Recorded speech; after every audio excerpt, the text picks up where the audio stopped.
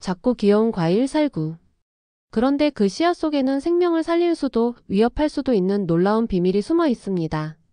오늘은 살구씨의 숨겨진 진실과 과학이 밝힌 논쟁적인 이야기까지 흥미롭게 파헤쳐 보겠습니다. 1. 우리가 잘 모르는 살구씨.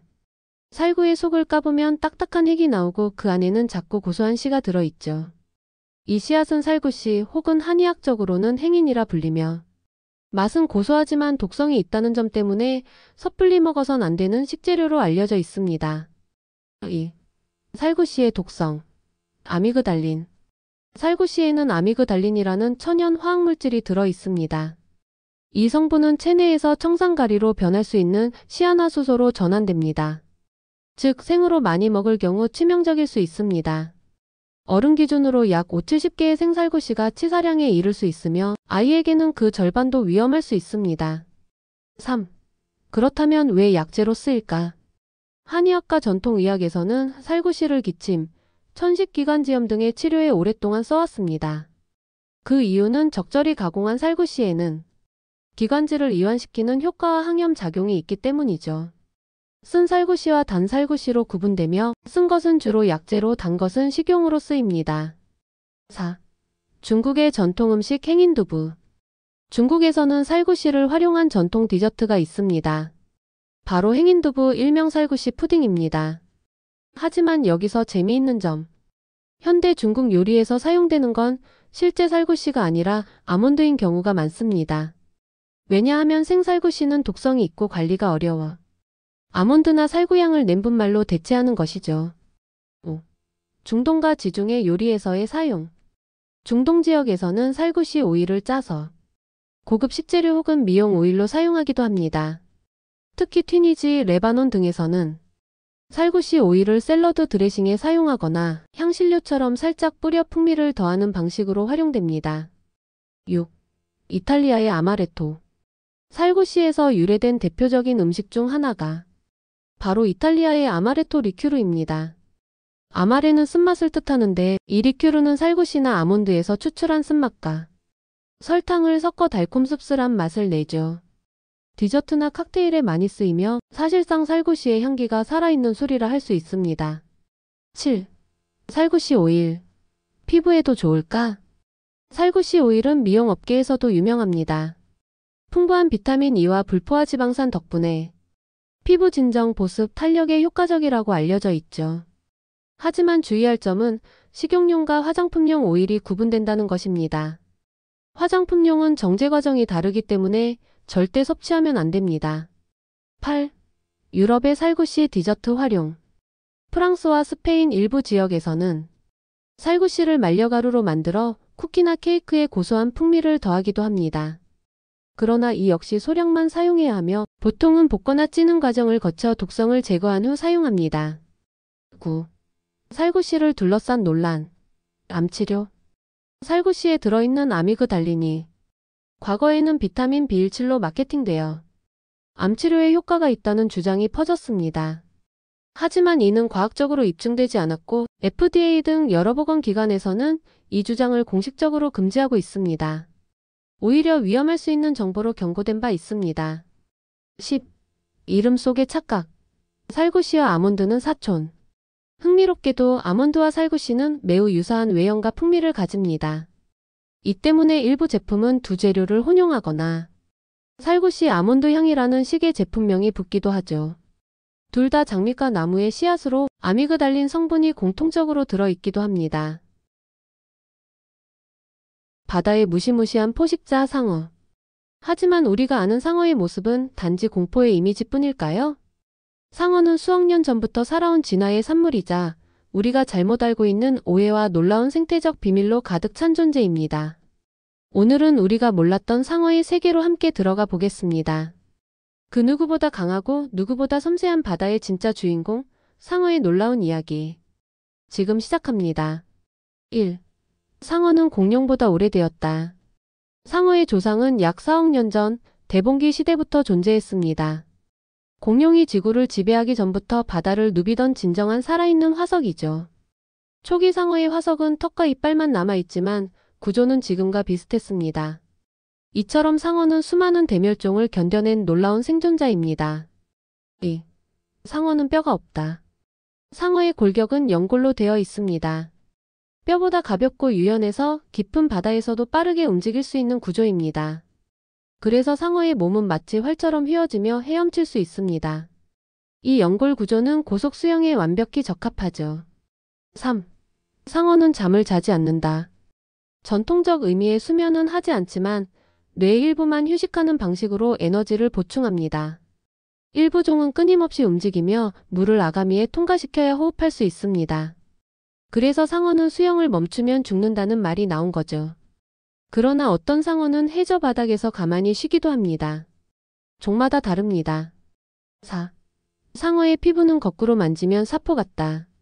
상어 피부에는 표피치라는 작고 날카로운 비늘이 촘촘히 덮여 있습니다. 이 구조는 물의 저항을 줄여 빠르게 헤엄치게 하며 세균도 잘 달라붙지 않게 합니다. 인간의 수영복 기술에도 이 구조가 응용되었습니다. 수영 선수들의 수영복이 상어 피부에서 영감을 받은 거죠. 5. 상어는 냄새로만 사냥하지 않는다. 상어의 가장 강력한 감각은 전기감지 능력입니다. 머리 앞쪽에 있는 로렌치니 기관을 통해 근육에서 나오는 미세한 전기 신호까지 탐지할 수 있습니다. 이 능력 덕분에 어둡고 탁한 물속에서도 먹잇감을 정확히 찾을 수 있습니다. 과학자들은 이 능력을 응용한 로봇 개발도 진행 중입니다. 6. 상어는 뱃속에서 형제끼리 싸운다. 일부 상어는 자국 내에서 태아가 서로를 잡아먹는 자국 내 식인 현상이 있습니다. 타이거 샤크나 샌드타이거 상어가 대표적입니다. 강한 한 마리만이 살아남아 태어나는데 자연의 혹독한 선택이죠. 그 결과 태어난 상어는 이미 포식자의 본능을 갖추고 있습니다. 7. 상어는 인간을 거의 공격하지 않는다. 매년 전 세계에서 상어 공격으로 인한 사망자는 10명 미만입니다. 반대로 인간은 매년 약 1억 마리 이상의 상어를 잡습니다. 상어의 인간 공격은 대부분 착각이나 방어 반응일 뿐입니다. 우리가 상어를 두려워하는 것보다 상어가 우리를 더 두려워할지도 모릅니다. 8. 하얀 죽음 백상아리의 진짜 생태. 영아조수로 악명 높은 백상아리는 사실지능이 높고 사회성이 있습니다. 사냥 전략도 무작정 덤비는 것이 아니라 분석하고 기다립니다. 백상아리는 몸무게 1.5톤, 시속 50km 이상으로 헤엄칠 수 있습니다. 하지만 번식 속도는 느려 멸종 위기에 처해 있기도 합니다. 9. 상어도 색을 구분할 수 있다. 과거에는 생맹이라고 알려졌지만 일부 상어는 색을 인지할 수 있습니다. 특히 푸른빛과 대비되는 물체에 반응하는 경향이 강하죠. 과학자들은 이를 활용해 상어 퇴치 장비나 서핑복 디자인에 응용하고 있습니다. 상어가 특정 색을 꺼리는 것도 실험적으로 밝혀지고 있습니다. 10. 상어는 해양 생태계의 수호자다.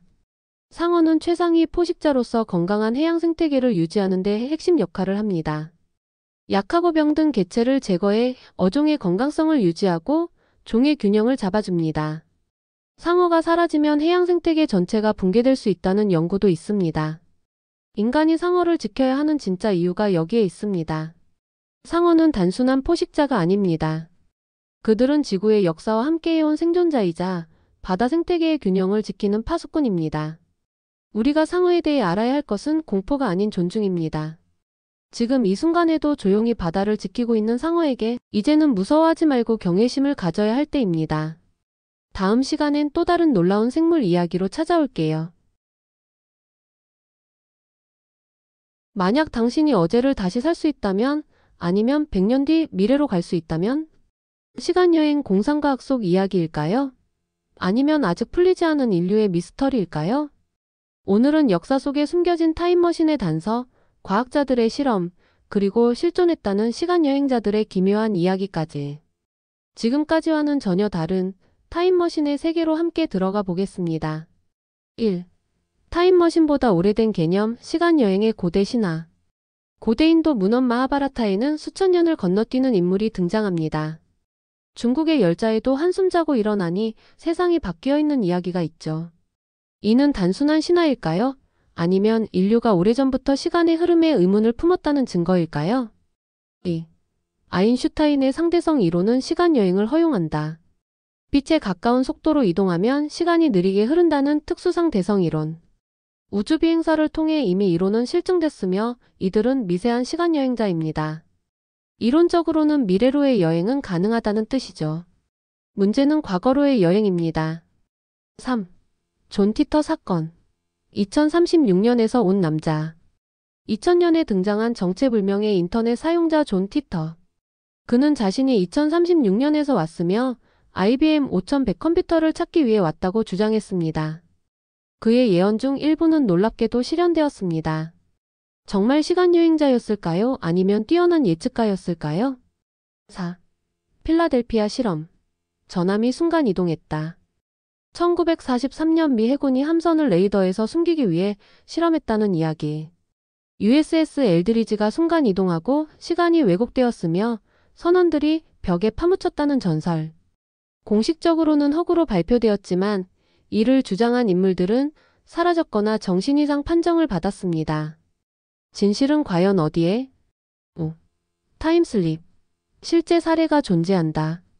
프랑스 베르사유 궁전을 방문한 두 여교수가 18세기 루이 16세 시대를 목격한 사례.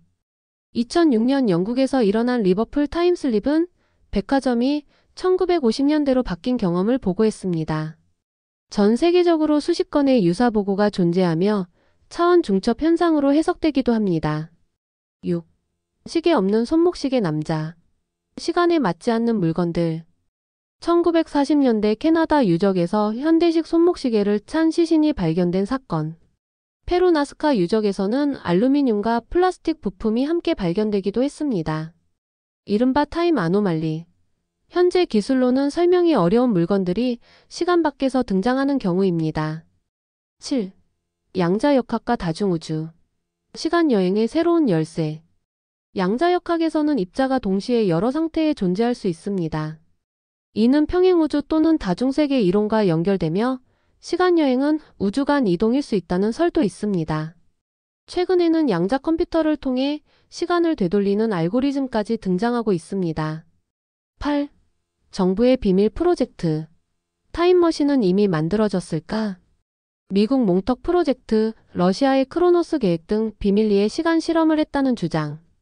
일부 내부 고발자는 타임머신은 존재하며 이미 몇몇 VIP가 사용하고 있다고 말하기도 했습니다. 실체 없는 음모론일까요? 아니면 감춰진 진실일까요? 9. 시간을 멈춘 사람들. 이상한 시간 정지 체험. 교통사고 순간에 시간이 느리게 흘렀다는 수많은 사람들의 증언. 어떤 사람은 주변이 멈추고 자신만 움직일 수 있었다고 주장합니다. 이것은 뇌의 착각일까요? 혹은 개인적 시간 왜곡의 단서일까요? 10. 미래는 정해져 있지 않다. 시간여행의 철학적 질문.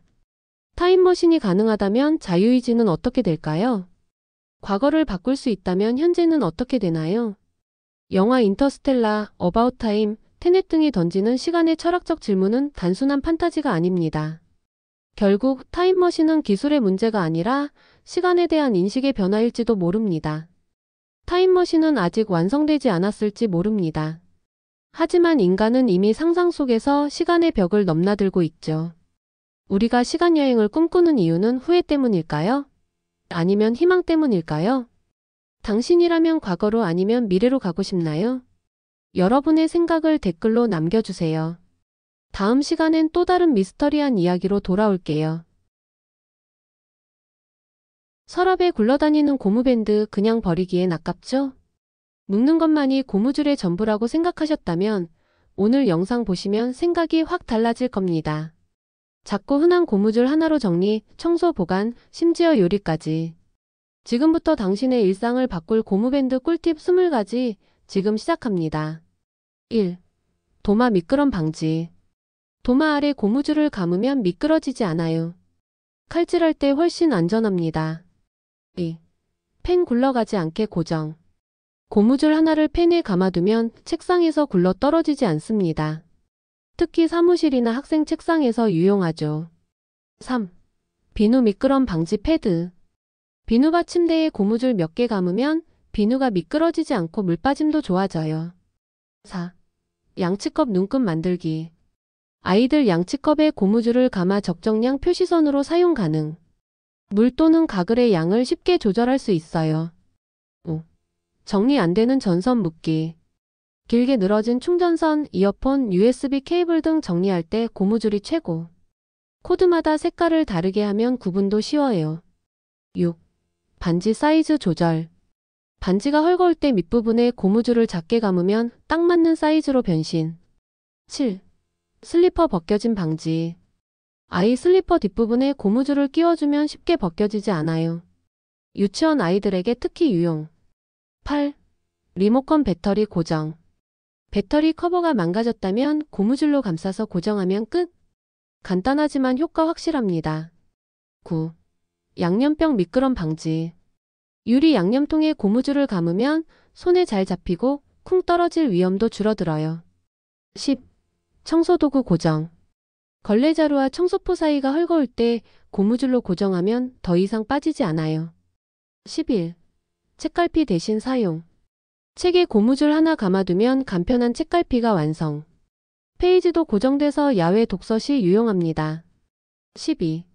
냉장고병 굴러다님 방지. 병 입구에 고무줄을 걸고 세워놓으면 안에서 굴러다니지 않아요. 특히 맥주, 소스류 정리할 때 굿. 13. 양말 짝 정리. 세탁 전에 양말을 고무줄로 짝지어 놓으면 잃어버릴 일이 없습니다. 14. 페인트캔 깔끔하게. 고무줄을 페인트캔 위에 팽팽하게 걸면 붓에 묻은 페인트를 쉽게 털 수 있어요. 가장자리도 더럽혀지지 않습니다. 15. 컵 음료 넘침 방지. 컵 윗부분에 고무줄을 두르면 손이 미끄러지지 않아 음료 쏟을 일이 줄어듭니다. 16. 냄비 뚜껑 열림 방지. 이동할 때 냄비 뚜껑이 자꾸 열릴 땐 고무줄로 고정. 캠핑이나 도시락 이동 시 유용. 17. 열쇠 구분 표시. 열쇠에 고무줄을 색깔별로 감아두면 한눈에 구분이 됩니다. 아파트 현관 자물쇠 열쇠 헷갈릴 일 없어요. 18. 물통 미끄럼 방지. 물병 바닥에 고무줄을 몇 개 감아두면 넘어지는 걸 방지할 수 있어요. 19. 냉장고 냄새 차단. 고무줄로 커피 필터나 신문지를 통풍구에 고정하면 자연 탈취 효과를 볼 수 있어요. 20. 미니카드 지갑 만들기. 여러 장의 카드와 명함을 고무줄 2-3개로 감으면 간단한 카드 지갑 완성. 지갑을 들고 다니기 어려운 날 대체품으로 딱입니다. 이렇게나 다양한 쓰임새가 있다니 고무줄이 이제 다르게 보이시죠? 작지만 강력한 생활 도우미 고무밴드를 지금 당장 찾아보세요. 여러분의 생활도 훨씬 편리해질 겁니다. 다음 영상에서는 더 놀라운 생활 꿀팁으로 돌아올게요. 하얀 손톱은 건강하다. 손톱이 갈라지면 영양 부족. 우리가 믿고 있는 손톱에 대한 상식들, 과연 얼마나 진실일까요? 작지만 몸 상태를 반영한다는 손톱. 오늘은 손톱에 얽힌 속설 15가지를 과학과 의학적 근거를 통해 하나하나 파헤쳐 봅니다. 놀라운 사실들 지금 바로 확인해 보시죠. 1. 손톱이 하얗고 반달이 크면 건강하다. 꼭 그런 건 아니다. 손톱 반달은 손톱 뿌리의 일부일 뿐 무조건 건강 지표는 아닙니다. 반달이 보이지 않는다고 질병이라는 뜻은 아님. 2. 손톱이 가로줄이면 병이 있다. 그 경우에 따라 다름. 보호선은 고열, 감염, 스트레스 등 일시적 건강 문제의 흔적일 수 있습니다. 단순한 충격으로 생기기도 해요. 3. 손톱이 자주 부러지면 칼슘 부족이다. 단정 짓기 어려움. 비오틴, 철분, 단백질 등 다양한 영양소 부족이 원인일 수 있고 단순한 건조 문제인 경우도 많습니다. 4. 손톱 물어뜯으면 장에 기생충 생긴다. 일부 진실. 손에 묻은 기생충 알이 구강을 통해 들어올 수는 있지만 일반적인 위생 상태에서는 가능성 낮음. 하지만 입속 세균 감염 위험은 확실히 존재합니다. 5. 손톱에 세로줄이 생기면 나이 들어서 그렇다. 거의 사실. 나이 들면서 손톱 성장세포가 느려져 세로줄이 생깁니다. 단 갑작스럽게 생겼다면 갑상선이나 철 결핍 체크 필요. 6. 매니큐어 자주 바르면 손톱이 숨 못 쉰다. 손톱은 숨 쉬지 않아요. 손톱은 죽은 각질세포. 산소 교환 안 합니다. 손톱 건강은 뿌리가 좌우합니다. 7. 손톱이 푸르면 혈액순환이 안 되는 증거다. 산소 부족 가능성. 특히 손끝이 푸를 경우 혈중 산소 포화도가 낮을 수 있음. 심장, 폐 문제와 관련이 있을 수 있어 주의 필요. 8. 손톱이 노랗게 되면 담배 때문? 일부는 맞지만 흡연 외에도 곰팡이 감염, 간 기능 저하, 당뇨병 등도 원인입니다. 노란 손톱 증후군일 수 있음. 9. 손톱이 너무 빨리 자라면 건강하다. 과도한 성장도 문제. 과도하게 빠른 성장도 갑상선 기능 항진증 등의 징후일 수 있음. 건강 신호가 아니라 오히려 체크해야 할 때도 있음. 10. 손톱이 흰 점은 부족한 영양소 신호다. 대부분 외상. 흔히 아연 부족으로 오해하지만 대부분 손톱판의 충격이 원인입니다. 시간이 지나면 없어져요. 11. 네일아트는 손톱을 망친다. 잦은 시술은 손톱의 부담. 젤네일 제거 시 손톱판이 얇아지고 UV 램프도 손상 줄 수 있음. 주기적 쉬는 기간이 필요합니다. 12. 손톱에 까만 선이 생기면 암일 수도 있다. 조심해야 함. 멜라닌 세포암의 초기 증상일 수 있습니다. 선이 점점 진해지거나 굵어질 땐 꼭 피부과 진료 필요. 13. 손톱을 잘 안 깎으면 독이 쌓인다. 과학적 근거 없음. 손톱은 죽은 조직. 잘라도 몸속 독소가 빠지는 건 아닙니다. 위생과 감염 예방 차원에서 깎는 것이 중요. 14. 손톱으로 성격을 알 수 있다. 미신에 가까움. 손톱 모양으로 외향적, 내향적 성격을 구분한다는 이론은 과학적 근거 부족. 손톱은 유전적 요인과 손 사용 습관의 결과입니다. 15. 손톱은 건강의 거울이다. 일정 부분 맞는 말. 손톱은 간접적으로 건강 상태를 보여줄 수 있는 보조 지표입니다. 하지만 절대적인 진단 수단은 아닙니다. 손톱 하나에도 이렇게 많은 속설과 진실이 숨어 있었다니 놀랍지 않나요? 단순히 미용의 대상이 아니라 건강을 엿볼 수 있는 힌트가 될 수도 있는 손톱. 하지만 너무 민감하게 반응하기보다 전체적인 건강 상태를 함께 살펴보는 게 더 중요합니다. 유럽에서 가장 미스터리한 도시 중 하나 바로 에딘버러. 그런데 이 도시 이름의 유래를 아시나요? 에딘은 누구고 버러는 무슨 뜻일까요? 수많은 역사를 품고도 아직도 많은 사람들이 잘 모르는 에딘버러의 이름 유래. 오늘은 그 비밀을 풀어보겠습니다. 1. 현재의 이름 에딘버러 어떻게 읽어야 할까? 대부분 에딘버러, 일부는 에딘버그라고도 발음. 스코틀랜드 현지에서는 에딘브러에 가깝게 발음. 버러는 영어에서 요새 또는 도시를 뜻하는 고어. 2. 고대 이름의 기원 딘 에이든. 고대 브리튼어에서 유래. 딘. 요새. 에이든. 고대 부족 이름 또는 지역 이름. 딘 에이든은 에이든의 요새라는 뜻. 3. 에이든은 누구인가? 정확히 누군지는 불명확하지만 에이든은 지역 또는 통치자 이름으로 추정됨. 일부 학자들은 고대북 브리튼의 작은 왕국 이름으로 본다. 즉 에딘버러는 애초에 고대 부족의 성체였던 것. 4. 에딘버러 성과의 관계. 오늘날 에딘버러의 상징인 에딘버러 성은 실제로 딘 에이든이 있었던 자리에 세워짐.